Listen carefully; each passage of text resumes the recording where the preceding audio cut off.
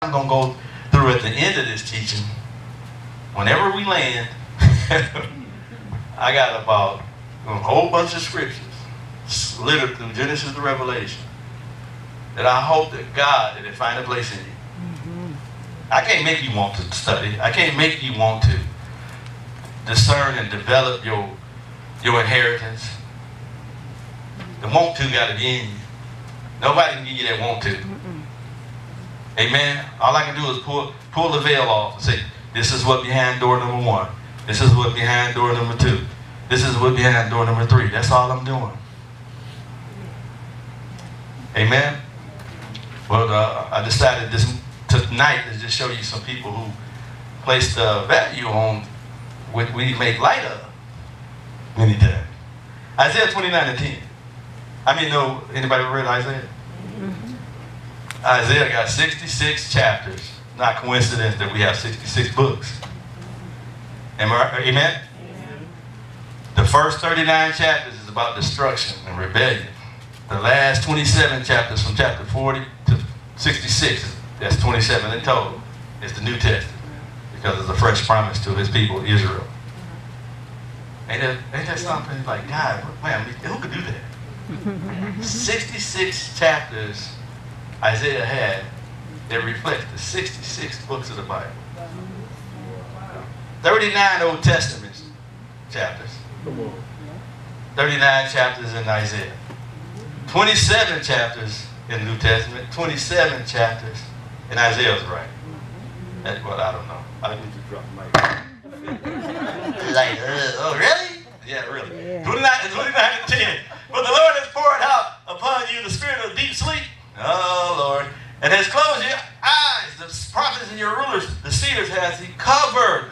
This is a denunciation, or he denounced. He is denouncing the religious leaders at that time. He said, you can't even understand what I'm about to bring in the earth because your leaders are illegitimate. Am I right? He said, I poured out a deep sleep on them. Amen. It's not by coincidence that sometimes when God wants to disseminate information, all of a sudden sleep shows up. Sleep never shows up unless you're doing something right. Y'all know I'm talking truth. All of a sudden, the lids get heavy. As soon as service over, you get a whole burst of energy. Don't you? All of a sudden, you're like you had a power drink. I got my second wind. Where we going to go after service? I don't know. We need to do something, though. I was just sitting there. And you can feel it. It's like you're trying to extend the wreath to me and tell me about to tone it down. Deep sleep, I'm telling you, that's what always happened. Abraham went through it. He had to go to deep sleep for God with the burning oven, the burning lamp. When I believe it was Theophany and the Christophany, they walked between the parts over in Genesis 15. He was asleep. Remember, he went into deep sleep. So whenever God is getting ready to bring you into a season of transition, don't let the sleep distract you. Just know that he's getting ready to bring revelation outside of your senses.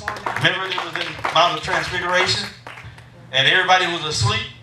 When Moses and Elijah was there, they was in the sleep. So don't worry about it. God is shaking the church out of his sleep, so that the prophets and seers can give us instructions. Next verse. And the vision of all has become unto you as the words of a book that is sealed, which men deliver to one that is learned, saying, read this, I pray thee. And he said, I can't understand this stuff like tonight. And he said, I cannot, for it is sealed. It was sealed. So he tried to. It was a prophetic picture. An interaction between Isaiah and God. And he's saying, there's a vision that I want to release to this people, but because they're in a deep sleep, they can't understand it academically. You know what I'm saying? This is why he's not giving what I call the new administration of grace to everybody. Amen. That's why sometimes it's hard to share certain verbiages or vocabularies or certain things that are expounded here at Real Boys International Ministry. Because some people just can't know it. He said, read this, I pray that. He said, I cannot, for it is sealed. It's sealed. Amen. God has his hand on it. Go ahead.